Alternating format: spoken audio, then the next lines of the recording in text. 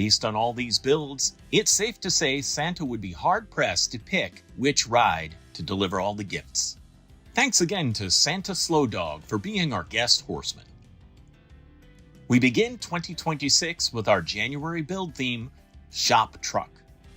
It can be a showy shop truck or one that works every day, and we welcome Steve from Miniature Mustangs as our guest horseman.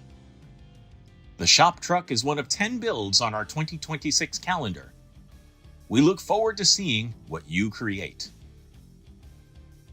Remember, Four Horsemen builds are open to everyone. You don't have to have a social media platform to participate. Just send a high-quality, widescreen glamour shot of your build to fourhorsemendiecast@gmail.com to be included in our recap videos. We need those by the build due date. If you are uploading, be sure to use hashtag Four Horsemen Diecast so we can all find your stuff.